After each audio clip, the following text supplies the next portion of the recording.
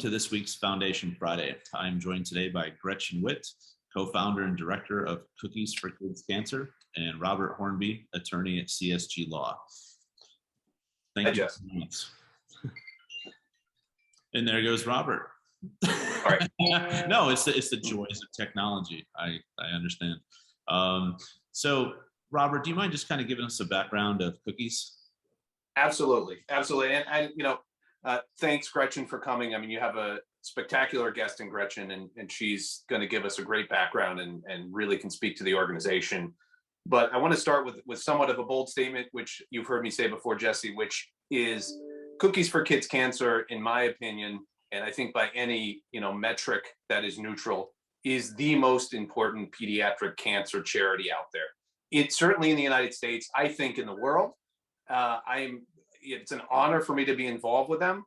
At the same time, it's a small New Jersey-based organization that is doing a lot of work that we really shouldn't have to be. But my goal here is to get awareness to this issue, and certainly to serve this great charity, which the focus of the charity is really getting money to the right place for pediatric cancer research. That is the number one laser focused goal.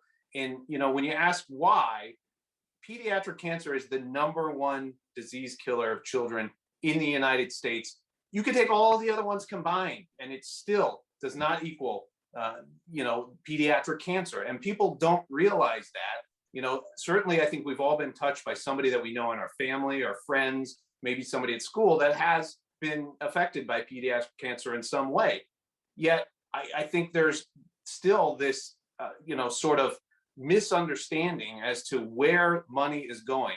If you look at the federal government, 4%, that's 4% of funding for cancer research goes to pediatric cancer, yet it's the number one killer. I mean, that is appalling. It's appalling. And the therapies that have been out there for children, I think people know this, but I want to repeat it, in the past have really been aimed at adults. When you give them to children, not only are they less effective on children, they have long-term devastating reactions and consequences to those kids. So heart disease, kidney disease, all kinds of things that chronically they have to face for the rest of their lives. So Cookies is really, again, laser focused on getting new treatments out there, getting funding for those treatments that not only to eradicate cancer, but to get rid of these less toxic treatments that really are aimed at adults, right? And the other dirty little secret out there is that because pediatric cancer, which right now there's about 40,000 kids in the United States that are receiving treatment, it's not enough for the big pharma companies. So they don't focus on pediatric cancer. And so what happens is that there's this huge void of funding, right? And so what Cookies is aiming to do is to raise money and get it right to the researchers, the people that are really the geniuses out there that can make a difference. And so those people, those researchers think of the best pediatric cancer hospitals out there, Sloan, Dana-Farber, right? CHOP. Those researchers from those institutions come to Cookies for Kids Cancer, which, by the way, is somewhat embarrassing. Money should be thrown at these people, but they come to us for funding. And what is unique and what makes Cookies so great is that we look to really fund something that is going to have promise within the next couple of years, that really can get to market and help children out there. And how do we do that? It's not Gretchen and I, although Gretchen is super smart. We really have something that no other charity has out there, which is a medical advisory board of, I will dare say, all-stars and geniuses of the top pediatric cancer doctors. And what do? They look at all these requests for money. They apply the same criteria as the National Cancer Institute as to whether or not these are going to be properly funded, properly go to market in the next couple of years potentially.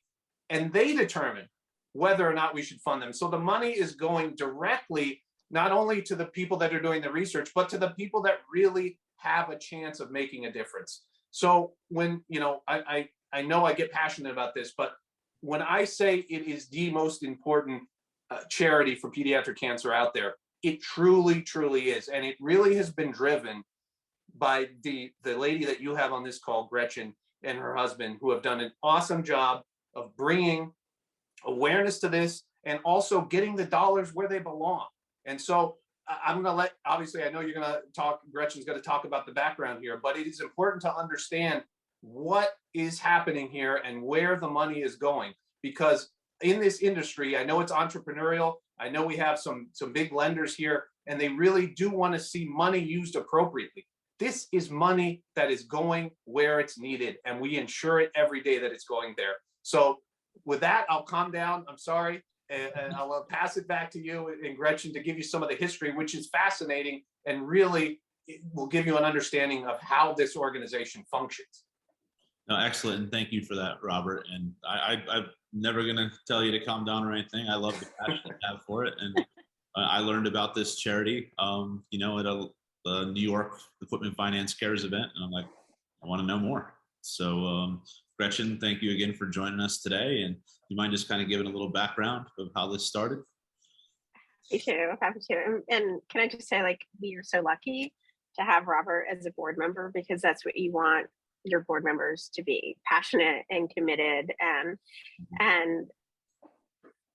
be seamless in giving the elevator pitch. So that was an excellent elevator pitch, Robert. Thank you. Really appreciate it. My pleasure. So, I mean, it's an honor, and it actually, it's just an honor. So Cookies for Kids Cancer started after my 2.5-year-old son, Liam, was diagnosed with stage 4 cancer. At the point in time that he was diagnosed, I didn't know I didn't know the cancer was an issue for children. I didn't know the kids got cancer. I also had no idea that it, as Robert indicated, is the #1 disease killer of children in the United States. It actually kills more children than asthma, AIDS, MS, and MD combined. And yet, at the same time, there's very little awareness that cancer is the #1 disease killer of kids. I think that part of the reason for that is that it's just one of those things that's really scary. I mean, it's hard enough for an adult to talk about cancer. It's even harder to think about a child getting cancer. So when my son was diagnosed, I knew that there was, as somebody who had spent my career in the communications field, I knew that there was an opportunity that there was something that was missing here. Because why was I, somebody who considers myself well-read and up on current events and that sort of thing, so unaware of the needs surrounding pediatric cancer? After my son received some initial treatment, it was about 7 months long, he was finally declared, I don't want to say remission, because that's also one of the things that happens with pediatric cancer. His kind of cancer is one that you're never in remission. You either have disease or you don't have disease. So he received the news that there was no detectable disease in him. I was so grateful, because that's something that doesn't necessarily happen for kids with his kind of cancer. I mean, more often than not, kids with his kind of cancer don't achieve that milestone. But I was so grateful that I wanted to give back. So I had this crazy idea to have a cookie baking event, and that I was going to gather my friends together, and we were going to bake a lot of cookies to raise money for pediatric cancer. Because I knew, in following the PBS and NPR model, that people want to give, but they're more apt to give if there is something in exchange. And in this case, who doesn't want a good cookie? Yeah, right. Like, I wanted your money, but I'm going to make it something that you can't refuse by giving you some freshly baked cookies. So we had the idea to bake these cookies. And then the next question was, well, how many cookies? And we decided to bake 96,000 cookies, which represents 8,000 dozen. Because at that point in time, I knew about 80 families who were battling cancer. And of those 80 families, I figured that each one of them probably knew at least 100 people in their network to help raise money to move these cookies and to raise money for a treatment. To make a long story short, it's a little bit harder than I thought it was going to be, but we wound up not only baking and selling all 96,000 cookies, but we should have raised about $250,000, wound up raising $420,000. So I knew that we had hit a nerve with people, and that nerve was I was bringing people into the conversation, opening up the dialogue by talking about cookies, and in this case, good cookies. And so that's where the idea came from, to embark on this year-round organization. So after the ovens cooled from this initial, what I thought was a one-time bake-a-thon, we set about with the idea of creating an organization that would be something that anybody anywhere could get involved in, whether you're outside Chandler, Arizona, or if you're in New Jersey. It really didn't matter where you were, but we wanted just to invite people in underneath the tent to give them an opportunity to get involved and help children. Right before we launched as a year-round, officially launched as a year-round organization, my son relapsed for the first time. To make a long story short, we went through a series over the next 3 years of relapse, getting clean, relapse, getting clean, relapse, getting clean. Eventually, he lost his battle in January of 2011. He was planning his 7th birthday. He already had birthday invitations that were already picked out and addressed to some of his friends who he wanted to have at his birthday celebration. And actually, since we are so close to Valentine's Day, his memorial service was held on Valentine's Day because he was a little boy who represented love and nothing but love. And so that seemed like the most appropriate day. So since then, what has happened? Today, as of today, there have been nearly 14,500 grassroots events in all 50 states and 26 countries around the world. People raise anywhere at their grassroots events from a few $100 to $100,000. There are events that are on front porches. There are events that are citywide. We also have corporate partners that wind up using our cookies as a corporate gift because it's a great gift that gives back, or they get their employees involved with employee engagement opportunities by doing bake-a-thons and baking contests and cookie decorating competitions. Because it's always that guy in accounting that you had no idea was a master baker who comes out and shines in opportunities like this.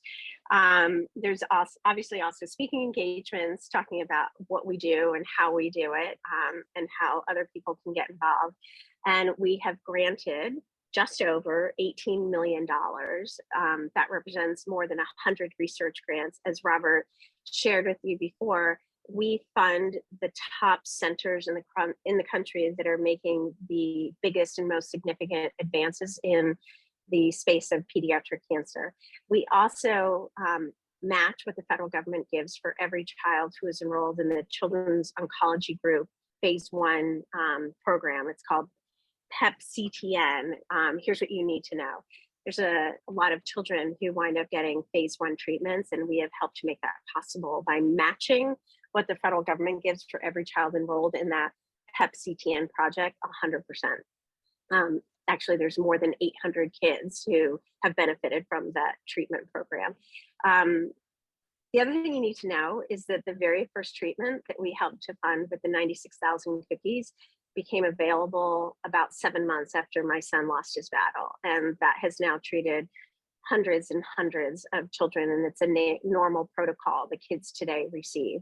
There are now 25 treatments that we have been directly involved making available for kids. And I think the thing that's really important to share with your constituents is that we all have a hard time thinking that there's anything that any one of us can do about something as big as cancer. I mean, like, what can you do? Like, what can I do? Like, we're just I'm one person. But what you realize when you become part of our community is that together we are doing amazing work that is having a direct and significant impact on children's lives. And there's nothing that is more important in your time here on this earth is to know that you made a difference and you made an impact. And I really appreciate the opportunity to share this with your members, and you know, it takes all of us, and we all have to get involved. And I bet that as people are watching this, there's going to be somebody who knows somebody or has been directly impacted by pediatric cancer, and sharing sharing this message with them is something that will just resonate beyond anything that we can imagine. So thank you so much. I really appreciate it. No, and thank you for that that background and all those stats and everything that you guys are doing. That's amazing work. That's kind of the purpose of these videos. Obviously, Robert's not a quiet individual. He's on a regular basis, as do I. But the whole thing is if people in the equipment finance industry aren't aware of this, then how can they, take that step to look to make a difference and contribute to this great cause? Yeah. So I guess with that, Robert, people watching this video, what can they do to make a difference? Well, the wonderful thing about Cookies for Kids Cancer is the breadth of things that you can do to fundraise, because certain people, maybe you're not comfortable baking, right? And by the way, Cookies for Kids Cancer has mastered the bake sale. If you want to do, and people are like, oh, the bake sale, I'm going to have 5-cent cookies, I'm never going to make any money. They know, and their staff knows how to do it, so you will raise funds and you will raise awareness at the same time. But if you don't like that, if that's not your MO, and you want to do, a run, a fun run, or if you want to have a corporate event where you do something internally, there's the flexibility there, and the website and the staff certainly, and it's cookiesforkidscancer.org. Go there and certainly reach out to me and reach out to Gretchen. There is so much that you can do to raise money. Now, Gretchen mentioned corporate gifts. That's another thing you could do. There's cookies that we have that you can send to your clients. And I got to tell you, I've never had a reaction from a client with sending these cookies out to them. They get it. They get the information. They realize that they can give back as well. They call touch. It is a great thing. It reflects on you. It reflects obviously on the organization. And, the clients are very appreciative of it. So you can go that route. Think of your kids. We really do want to get kids involved at the elementary school, high school level. We have Eagle Scouts, right? These are individuals that are going to not only fundraise and feel good about it, kids helping kids. What they're going to do is for the rest of their lives, they're going to take this and they're going to keep having not only the awareness, but the fundraising throughout. So it is very important for us when you think about what can I do not only as an organization, there's a lot you can do, but what can I do as an individual and within my family? Because this is something that isn't going away right now. We want it to go away totally.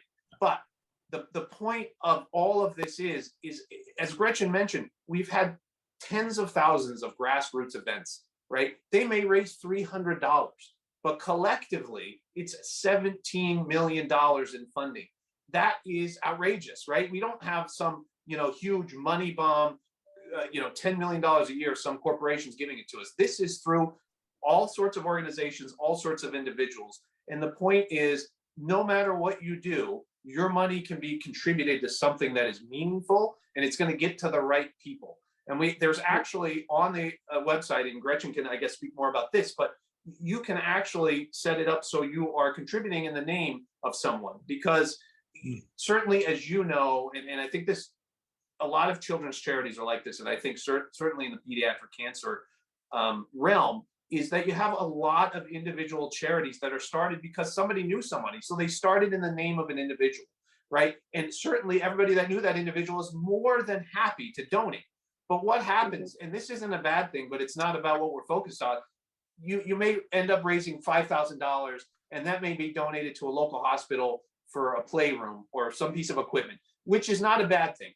But we'd love that money to go towards research, right? We love it so that we don't need that playroom anymore at all. We don't need that couch. We want to get rid of it. So the point is, you can actually still have your family and friends donate on behalf of a loved one or a family or friend member, and still have it go somewhere so that it's all contributing to the same bucket. We're all swimming in the same direction. And we just want to make sure that the geniuses out there that are going to make a difference get the money in their hands so that we can get rid of this. So, with that, I pass it over to Gretchen, just if you have more ideas about how these organizations can get involved, let us know, because I know you're always working on brand new and great stuff.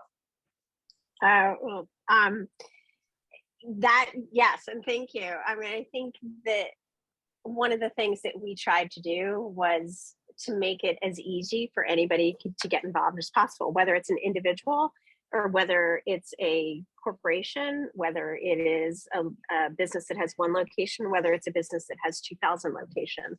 The concept has always been to make it as easy as possible. And I will tell you that we have a secret weapon, and it's not me, but it is somebody named Gayla Freeman, who is on our team, who just does a phenomenal job in welcoming people and customizing programs that are specific for them. She's absolutely incredible. And our grassroots, she leads up our community engagement programs and has done everything from working with major banks to working with on an individual basis with adults or children.